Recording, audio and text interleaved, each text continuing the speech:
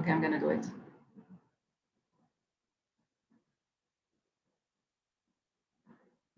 Okay. Okay. Good afternoon, everyone, and welcome to today's African Development Bank Brown Bag series. As you know, the series is meant to share best practices, lessons learned across trust funds and co-financing opportunities. We've been doing it for a couple of years now, and based off of the participation that we have, close to 90 people so far this afternoon, and more continuing to come. This is a topic that is of interest to many. We obviously often get many questions about the Bill and Melinda Gates Foundation Trust Fund, and so happy to be able to present today. I'll be presenting. Rod Norman. I'm the acting manager for resource mobilizations and partnerships. I'm joined by Jihan Hakimi, who is a resource mobilization officer within the department. And firm is responsible for managing the Bill and Melinda Gates Trust Fund. So we'll talk a little bit about the overall relationship, but also about the trust fund. In addition, we'll have someone from the most recent grant that was given by the Gates Foundation in the statistics area. The statistical information officer, Momar Kuta, will be speaking about their experience in accessing a grant from the trust fund. And then we'll also be joined a little bit later by Rodrigo Salvado, who is the Deputy Director of the Development Policy and Finance team at the Gates Foundation. And he'll talk a little bit more about the importance of the bank to the foundation, some of the priorities. Rodrigo is no stranger to the bank. He was previously worked at the bank on ADF, both allocation and delivery of ADF resources. So before we start, let me just do a quick couple public service announcements. So we'll have the presentations about 20 to 30 minutes, and then we'll have time for questions and answers. So please submit your questions on the Q&A app, which is at the bottom of the screen, and we'll take them in order that they're received. I'll also do just a quick public service, since we have about 100 people, and say there are a couple resources that we have in the Resource Mobilization and Partnerships suite that you can access. One is obviously the Trust Fund and Co-Financing Accreditation module, which I encourage everyone to take because it has useful information about this trust fund as well as others that the bank sponsors. There's the Trust Fund Finder, which you can find on the intranet, which has information about resources available for task teams and for sectors to tap into. And then also in the coming month, we'll be rolling out a subscription to DevEx, which is an extremely useful tool in looking at other partnership opportunities. We will certainly first roll it out to partnership officers, but then wider to the bank. So to come in April. With that, let me just say a little bit about the overall relationship with the Gates Foundation, and then I'll let Jihan talk a little bit more specifically about the trust fund. Before I go into the details, just everyone knows that Gates is one of the largest foundations globally, and with 50+ billion in grants and an endowment that's around 50 billion as well. It's one of the largest endowments, and employees of over 1,600, active in the US, India, China, Europe, and Africa. In terms of Africa, it's also a major funder and a major partner to the bank. The foundation has offices in Addis Ababa, Abuja, South Africa, and works with a range of other organizations throughout the continent to implement projects and programs. They've also had a head of Africa since 2018 that's based in South Africa. So definitely an important partner to Africa, definitely an important partner to many organizations globally. As it relates to the bank, the foundation has contributed approximately 84 million to the African Development Bank, which makes it one of the largest bilateral contributors to trust funds inside the bank. Specifically to trust funds, it's contributed about 20 million. The relationship started in 2011 with an investment in the Africa Water Facility. We'll talk a little bit more about some of these projects later. And specifically, we went from doing ad hoc grants and investments to doing something more formalized in 2015 with the establishment of the Bill and Melinda Gates Trust Fund at the bank. So next slide, Jihan.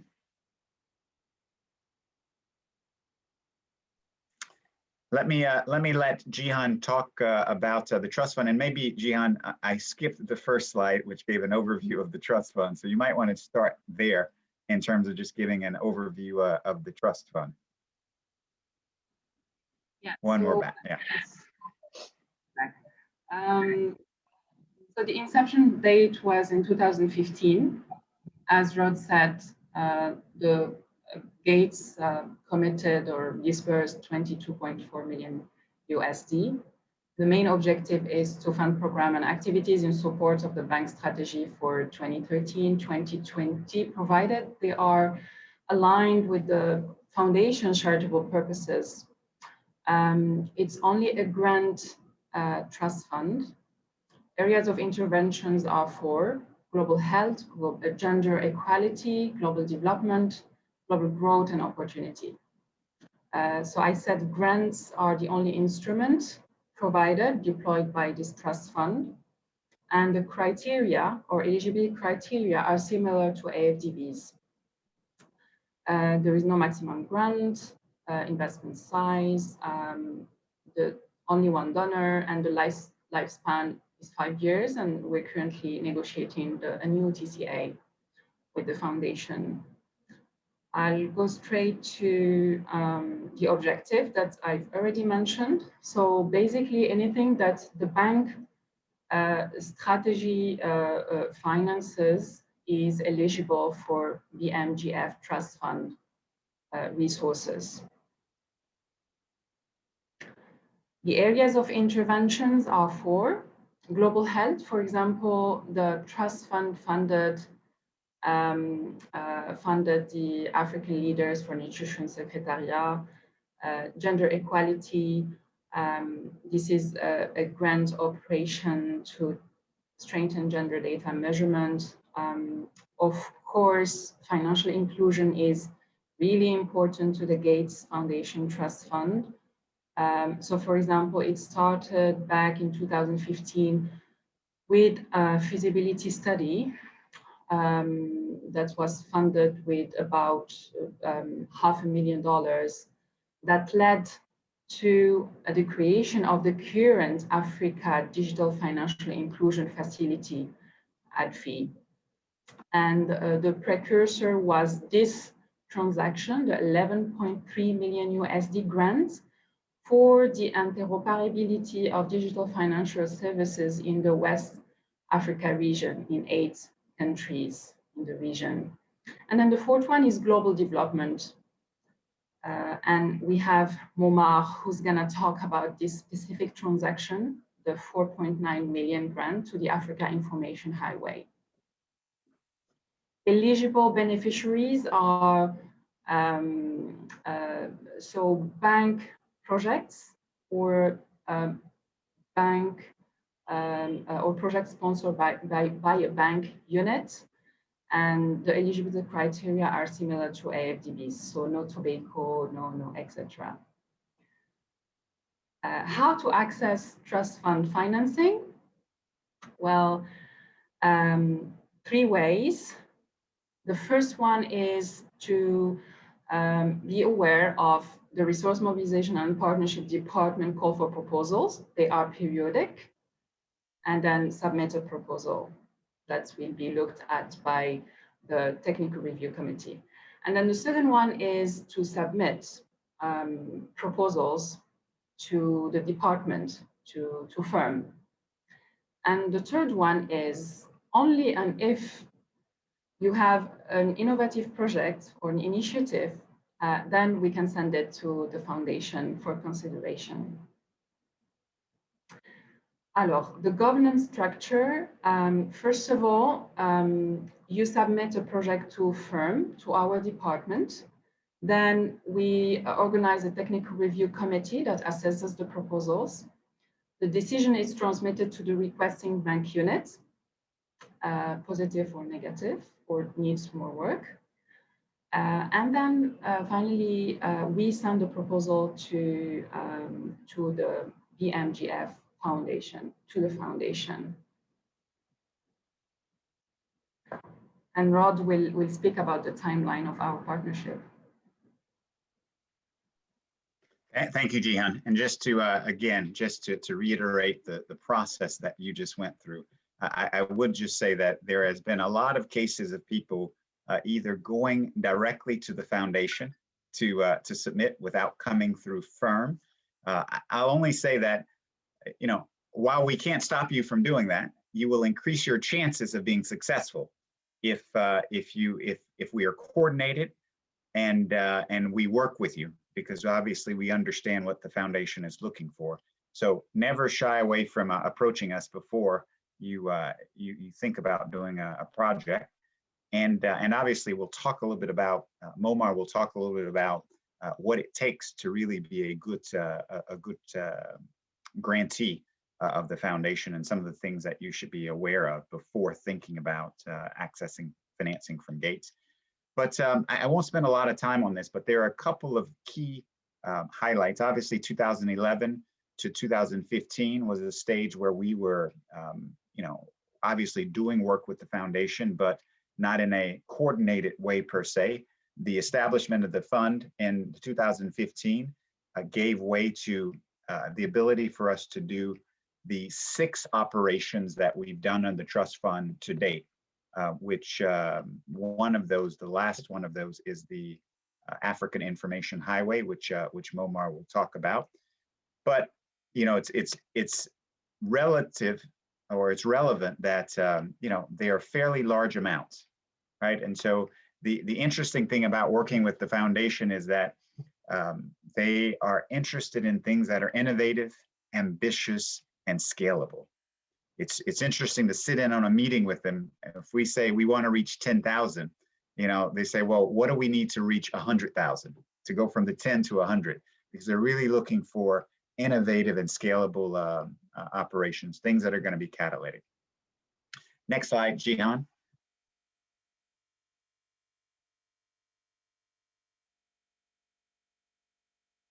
We talked about the track record, about the six things that we've already done.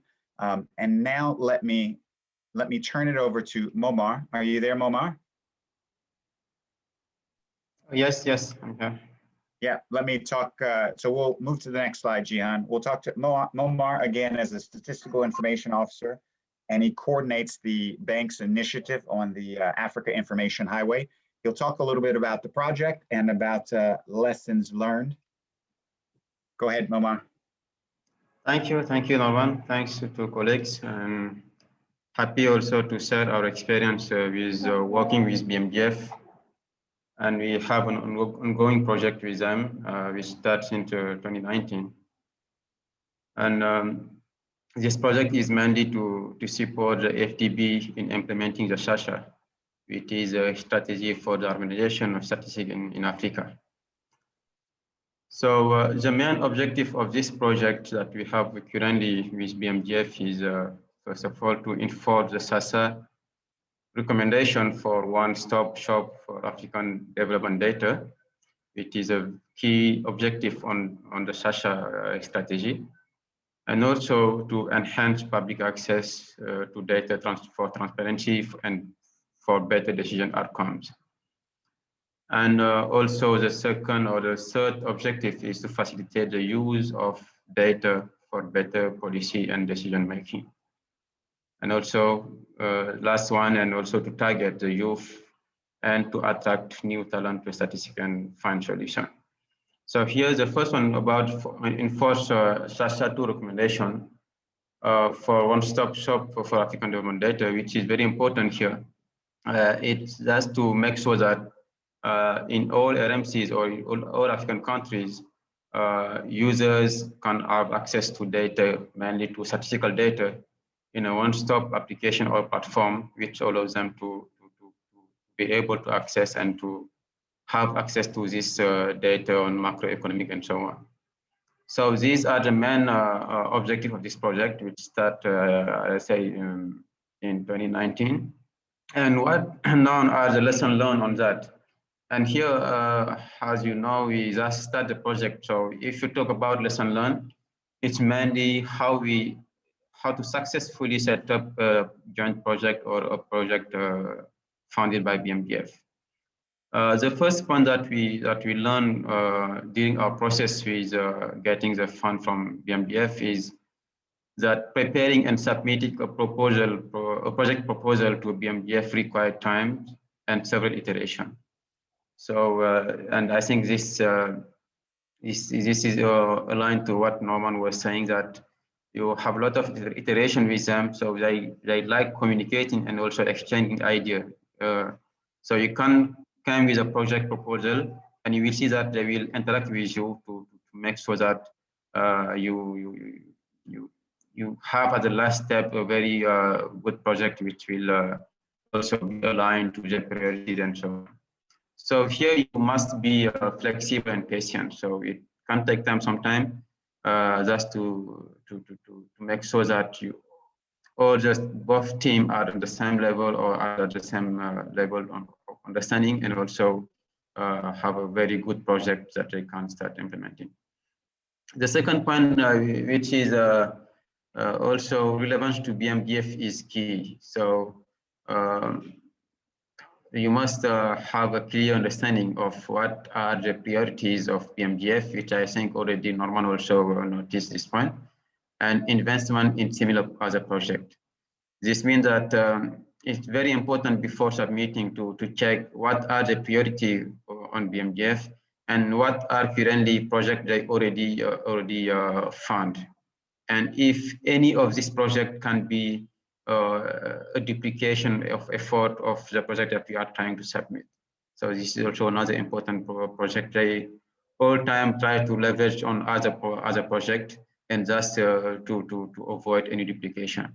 So this is one point that make it also sometimes taking time and with several iteration, just they want to avoid sometime funding project which are similar to other projects they already fund.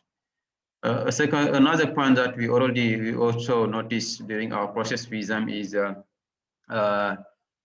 it's very important also to have access to the BMGF grant template. So they have a lot of templates that they use for project proposal, and it's very important to have access or to request access on this grant template very earlier in the process.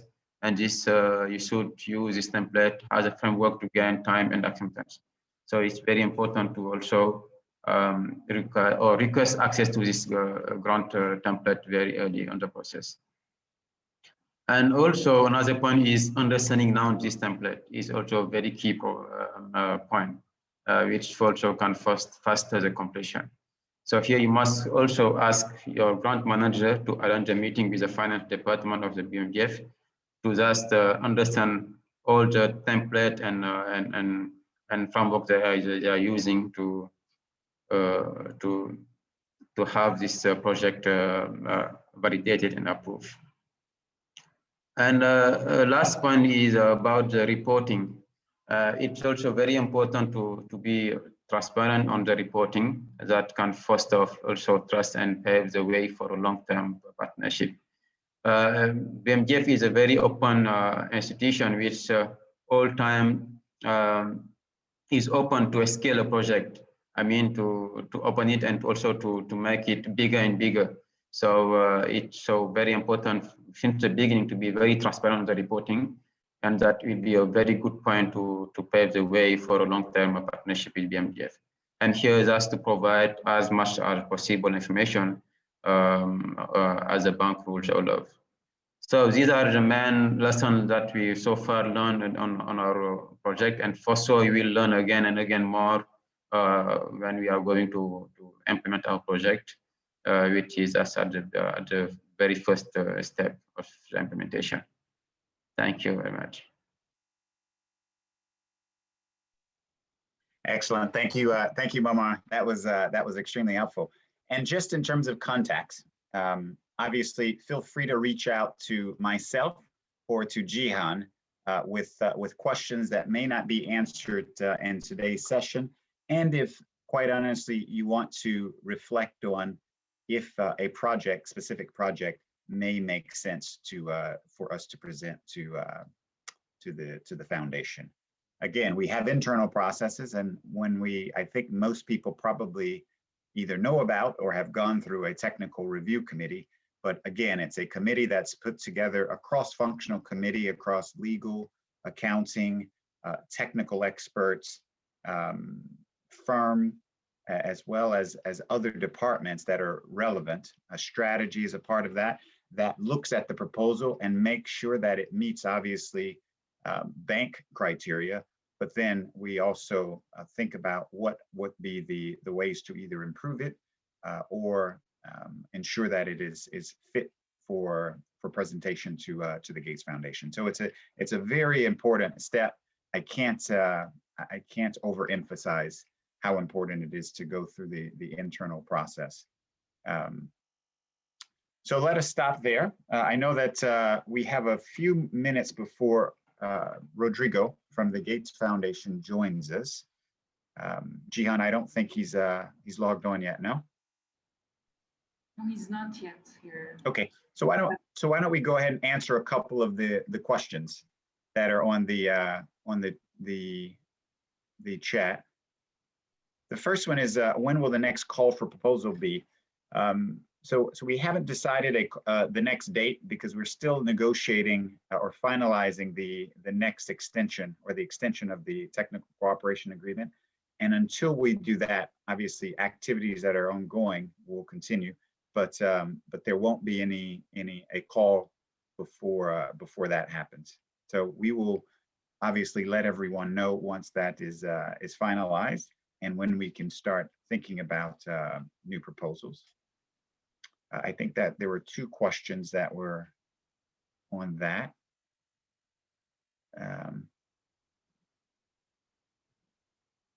We talked, does firm accept unsolicited proposals for submission to BMGF? Yes, we go through the process, we discuss them, we make sure that they are fit and fit within the criteria of the foundation before presenting. There was a question on minimum and maximum size. There's no minimum or maximum size. As you see, we had proposals, or the foundation has financed things as small as 300,000 for the gender data management and innovation, up to a lot larger for ADFI. And again, some of these things are, and the other thing about the relationship is that we will decide if it's best to go through the fund, or if it can go outside of the fund. Because in the case of, for example, ADFI, it went directly to the fund, to the trust fund.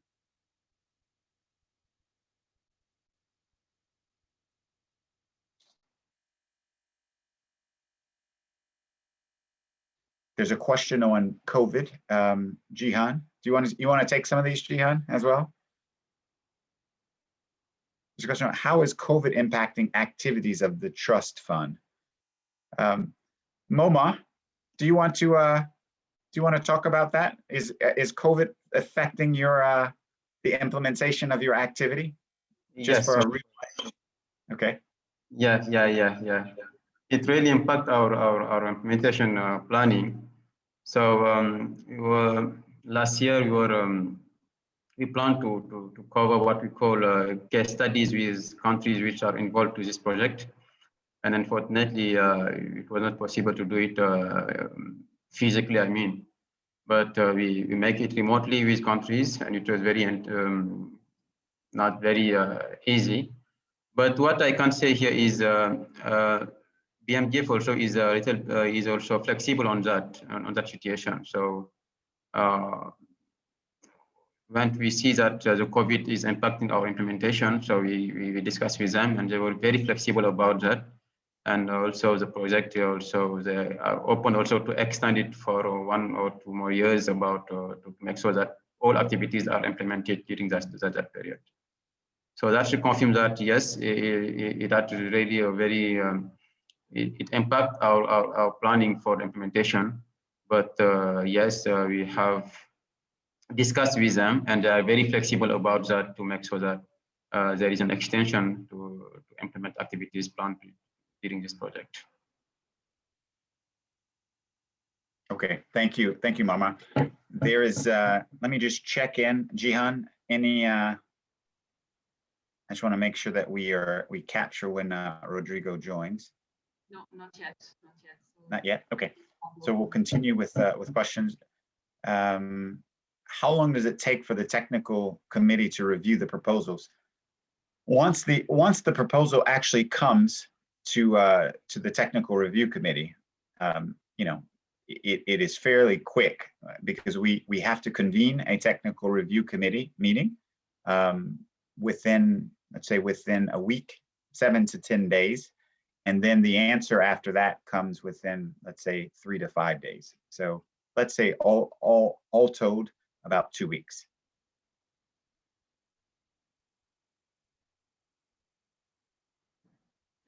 you also cover projects in areas of youth education and skills development. Yes, since it's part of the bank strategy, then we do, yeah.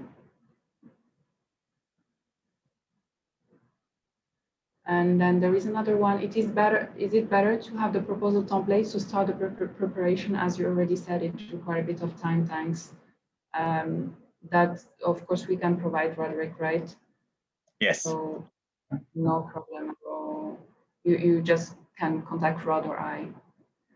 Can these funds be used as co-financing for ADB, ADF funded projects? I would say absolutely. I mean, ideally, right? Because Gates Foundation wants to, its funding, its concessional funding to be catalytic. So of course, if you blend it with the bank operation, then perfect. Yes. La Fondation finance-t-elle des projets dans les pays francophones? Oui, absolument. Oui, elle finance des projets dans toute l'Afrique, en fait. Ce que la banque finance, la Fondation finance. Is the BCAO interoperability project completed? I think not yet. It's ongoing. So the grant was given in 2016. Yes. So it's yes. not completed. I don't know if Sheila is with us. It's 2017. 17, yes. Yeah.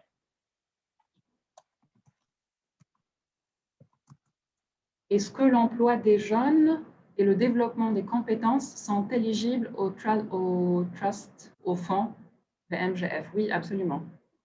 Puisque la banque aussi, elle opère dans cela. Direct, terminé. Quel est le poids des projets agricoles dans le fonds? I do not think we have an agriculture project in the transactions in the BMGF Trust Fund transactions so far. Donc, pour l'instant, on n'a pas de projet agricole.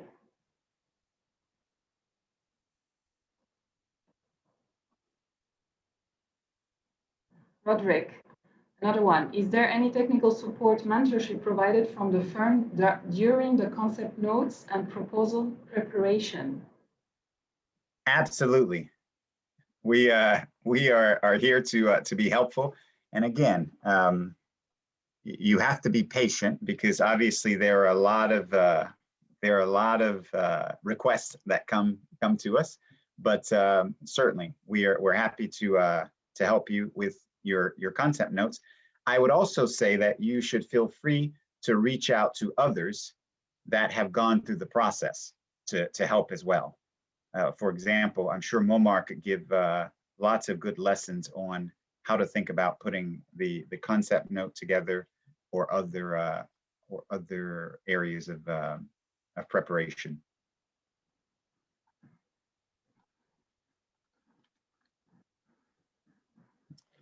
So the question is, do proposals over US 1 million go to the board for approval or just TRC? Yeah, they would go. So in the bank, anything over $1 million would go to the board.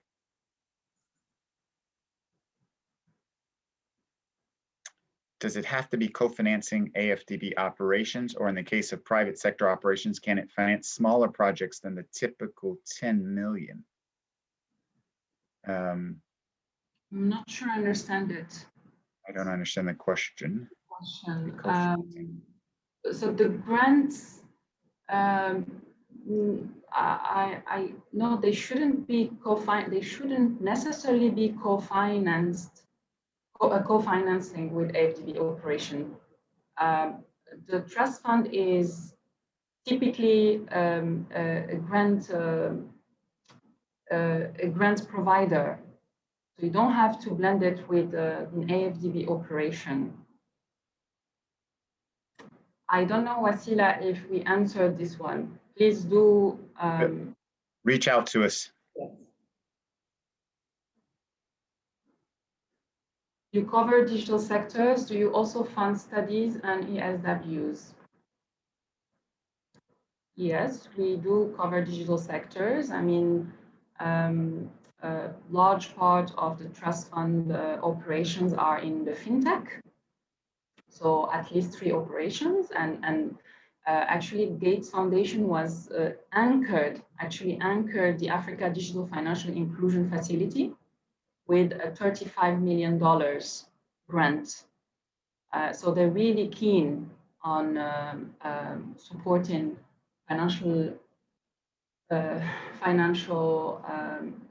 digital financial services in Africa.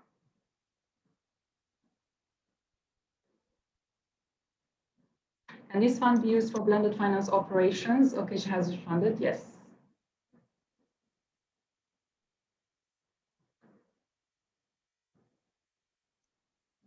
The next one is, yeah. No, go ahead, Gian. Is it possible to use funding from the foundation to establish an innovative results-based climate adaptation fund to incentivize private sector engagement in adaptation in Africa, where the foundation is one of the funding partners? So you're saying whether the foundation could anchor a trust fund or an adaptation fund? That's your question, Lucy, right? I mean, everything is possible. I mean, we can reach out to the foundation and sound their interest. We'll have Rodrigo and Karen later on, and I think we could ask that question to them directly. So I'm gonna leave it, okay? I think Rodrigo is trying to join. Oh, he's here. Yes. Okay.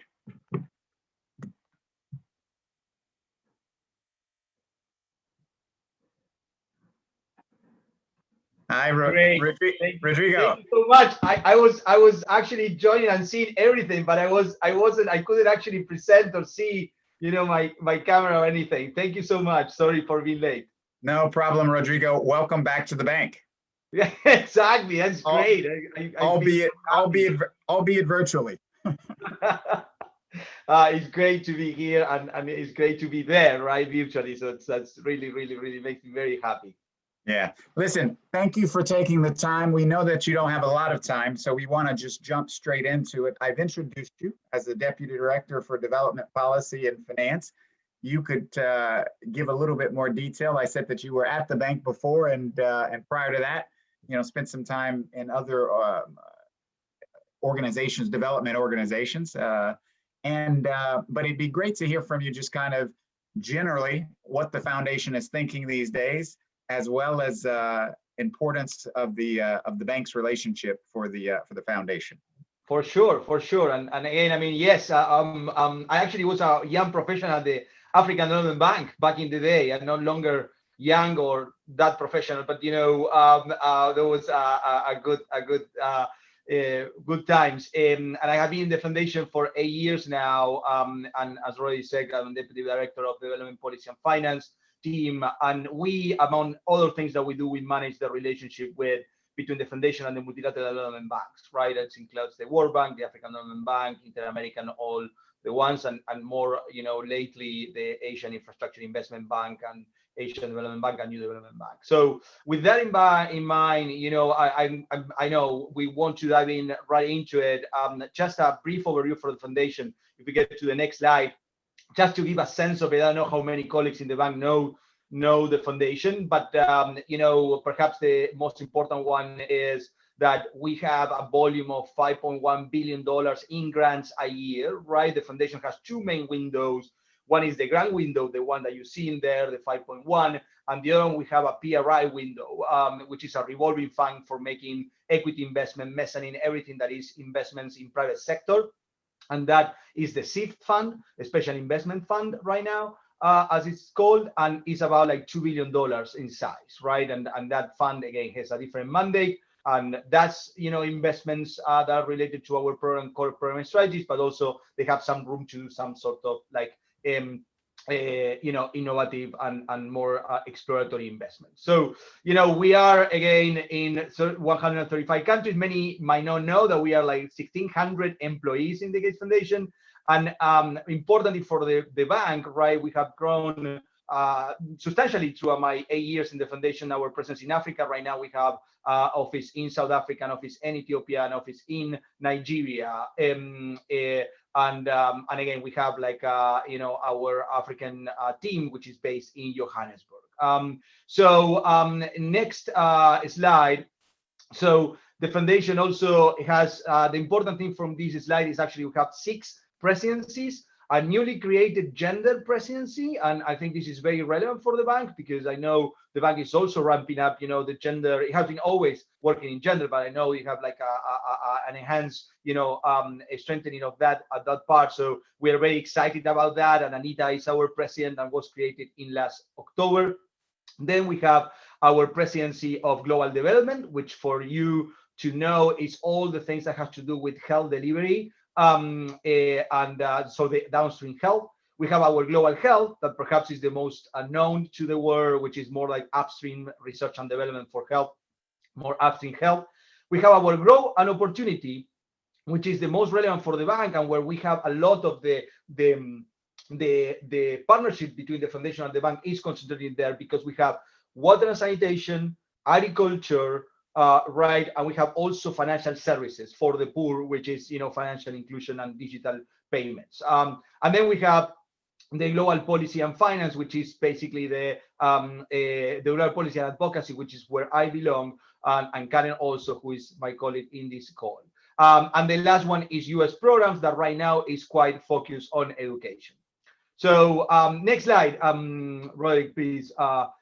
When we talk about like what we are these days, I think that I will characterize our work in 3 main buckets. The first one is stopping the pandemic, really trying to work on all the things that have to do with COVID tools. You have like vaccines, diagnostic therapeutics, oxygens, protective equipment, and all the things that have to do with what we have to do to actually lower the contagions, lower the pandemic and stop it on its tracks. It's taking longer than we expected, but but we are there. The medium bucket, which is on economic recovery, really, and building economic and resilient economic recovery, and this is all about human capital investments, productive opportunity, as we said, and also all the things that have to do with innovation, right, and the policy architecture of inclusion. And then a third bucket, which has to do with pandemic preparedness, right, and all the things that we have to do to prepare better for the next pandemic. So those are the three main buckets, and we have in that slide is basically the key principles, right, of the foundation as we are looking at COVID-19 response and beyond. So accelerated detection and suppression, as I said, protecting the most vulnerable, obviously, and then developing products for sustained development, and then minimize society and economic impact. As I said, this has to do with, things that have to do with human capital, etc. So Roderick asked me, no, next one is great. Roderick asked me to tell you a little bit, what is, the role that we see our foundation versus NDVs, right, and in development. And I think that, we see ourselves as the providers of high risk capital, and also, things that we can do basically with high rewards by high risk. And perhaps the banks, sometimes they cannot do that, right, because they have some constraints, right, to take risk for obvious reasons.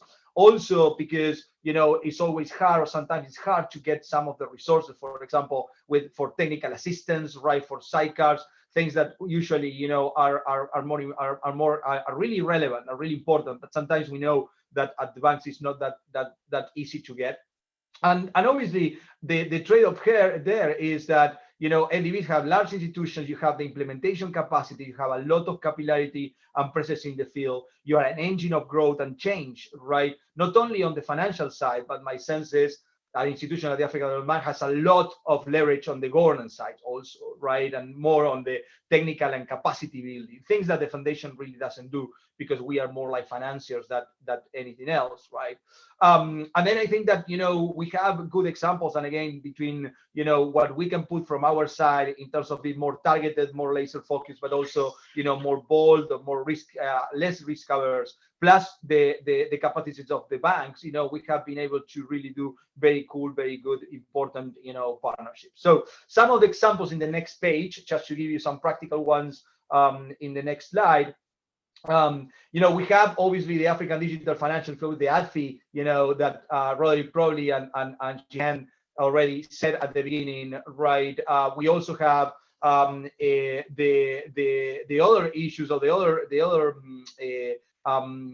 grant that we have with the African Development Bank, which in fact has been quite innovative, all of them. I can go into detail a little bit more. But then we have all the things that we do with NDVs, right? We have a global financing facility for, women and girls at the World Bank, and we have invested 280 billion there. We have the Life and Livelihood Fund that we put together with the Islamic Development Bank. This is a blending, financing where the foundation put 100 million plus other 400 million from other partners to actually leverage around $2.5 billion of ordinary capital of the Islamic Development Bank. We have, buy downs with the World Bank for a value of probably, 174 million of contribution from the foundation, and the total value of $2 billion.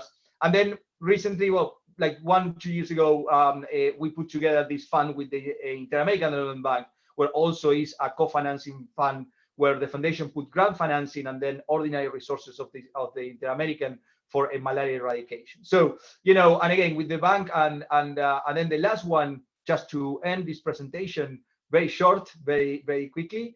The next slide, Roderick, I know you and Jihan went over this, right? But this is a little bit the overview of our current portfolio with the bank. And I think that, when I joined the foundation, I remember we have this ambition of really growing the foundation, the relationship. Now we are around like $84 billion, right, in investments between the foundation and the bank, which is, pretty good. But I think also the things that we are doing are really, really important. I know you touched on the statistic, grant that we have and our Africa team has with the bank. I already mentioned ADFI, the water and sanitation and hygiene, which was actually the first one that the foundation and the bank has done.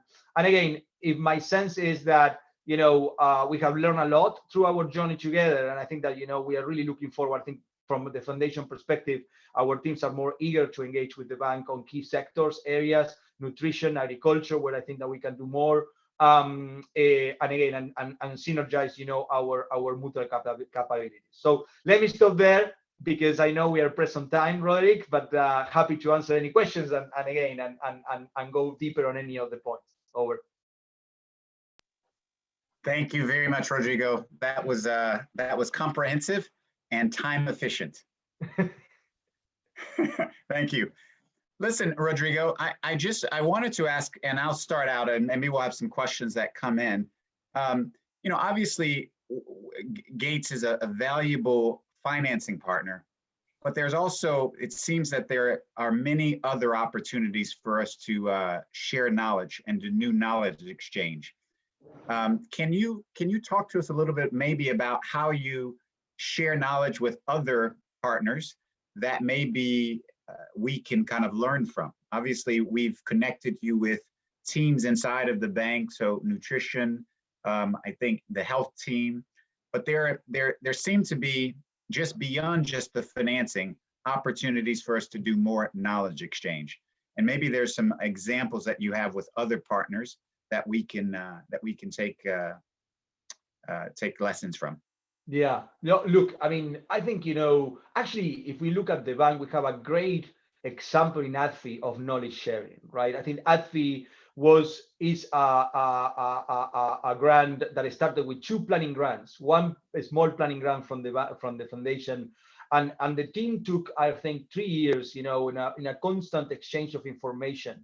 And what that was actually built in as part of the program, right? That planning grant actually included, the knowledge exchange, knowledge generation. That included workshops, right? Where I remember our teams getting immersion and looking at a sort of like meet in the middle. They were meeting in London, they were meeting in other cities, midway, to really go in 2-3 days of immersive, discussions on exchange, what the foundation does, what is state of the art that we do, how they work, the bank will work, do like mutual exchange learning, right? Have people really, invested on that. And I think that is, an example of a long-term project, which, the teams were very clear that this is not a 1-year thing. It's going to take us probably 3-4 years to actually get it right. But actually now it's really, I'm very excited because I got the news that we have like the 5 or 7 projects, like approved in ADFI. And again, it has been a long road, right? 4 years into this, right? So I think one of the things that we do is like, be prepared for that. Be very clear that, that's an objective of the relationship and investment. And also, again, you can start small, but as you are like building more comfort, on both sides, and actually, like building that as part of the program has been very helpful for us. So that's one example, right? With that. The other thing that we are like doing today is probably this type of things, brown bags and exchanges with experts. For example, we have just a workshop with the Asian Infrastructure Investment Bank 2 weeks ago, because they really want to get into health infrastructure, response. And they said, can we put a bunch of like colleagues of the foundation that working on health infrastructure and manufacturing capacity and all that to tell us what they are doing, right? And we did 2 or 3 series of discussions with them to exchange that information. And now what they are doing is building their own team. And they are like, hiring the people, they are building that. And now we are actually going to be into an MOU probably, where we are going to be having that saying, well, over the next year, we want to have series of, exchanges also on this part, right? For example, in my mind, as we talk about, like, I always say with the bank, we could do more on agriculture, right? Probably, because if you see the where the bank works, right, and where we are, probably, on things that, we are really wanting, like nutrition, food systems, right? Or in R&D of things that the foundation has been, working for a long time.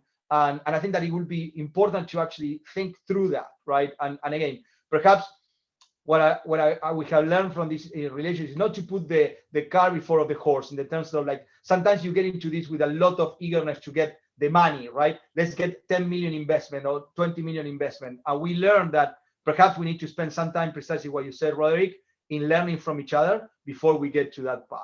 But again, I mean, it's also some things that we have done, which is a little bit more complex. It is sort of secondment. But frankly, to be honest, those are administrative heavy, right, on both sides. No, that's helpful, Rodrigo. And I think that also there was a question, I think, that about gender. And I know that I've just gotten a request from Karen. And Karen, I don't know if Karen is being shy and she doesn't want to show herself, I think, but Karen is a part of the foundation as well, and she's a main contact point for us. But I know that there's been a request to connect with our gender team, right? And so that's an opportunity for learning that we can profit from.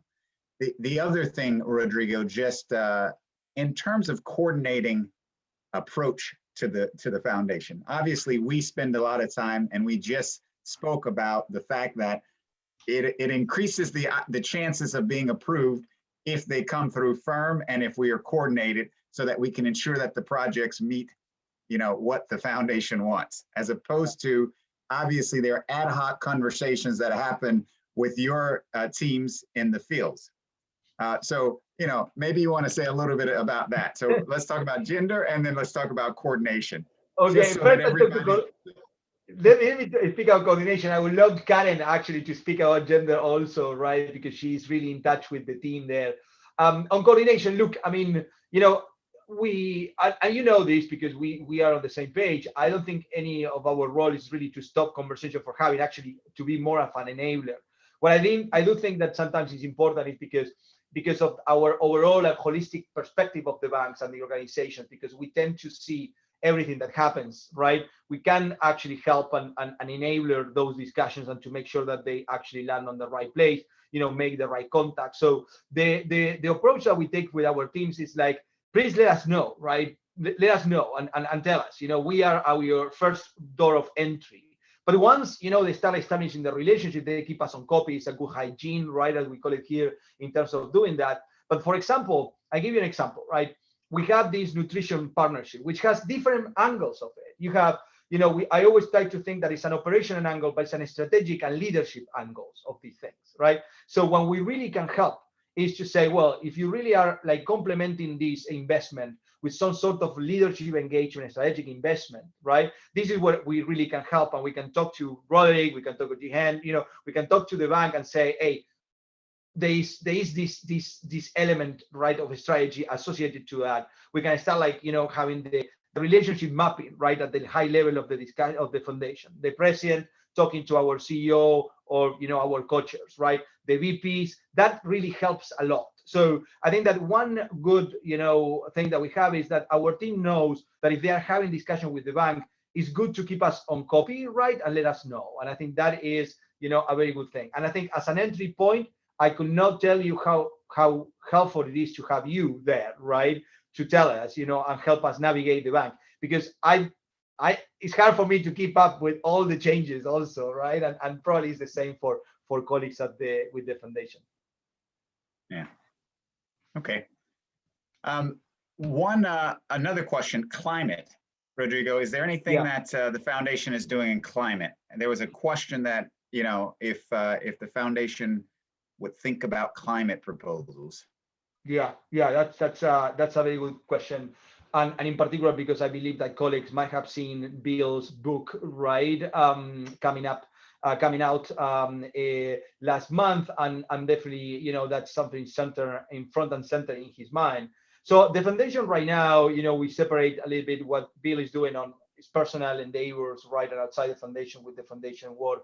The climate, the way we are managing climate is an adaptation, and more into the relationship with agriculture and water and sanitation these days, right? Those are the key intersections of climate. We don't still have a climate department per se, right? It's separated from the other things, which I don't discard. That's going to happen, in the near future, right? Because we are really evolving the way we talk and we work with climate. But at this point, it's basically that. I mean, I would say that it's more mainstream in our work in agriculture and water and sanitation. So if they are like discussions or specific things that the colleagues from the bank, are interested in climate, I'm really happy to actually direct those to the different people. Add things like, for example, climate exclusive investments. I would say we are not yet there, but probably, again, this is something that I say is accelerating through time. So probably, in a couple of months, we might have a different view, but happy, obviously, to answer any particular questions, right, with the right colleagues at the internal of the foundation. Yeah. Okay. Listen, Rodrigo, thank you very much.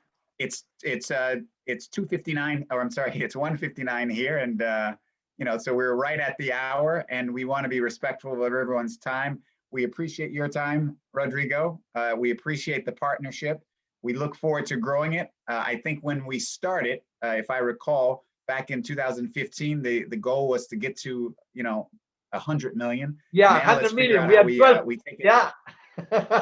we are, I don't know, we are 16 short. We need to make the mark. Now we need to push the mark to 200. Exactly. But at that point, I had to say, at that point seems like way too much, right? And now we look at us now, so it's good.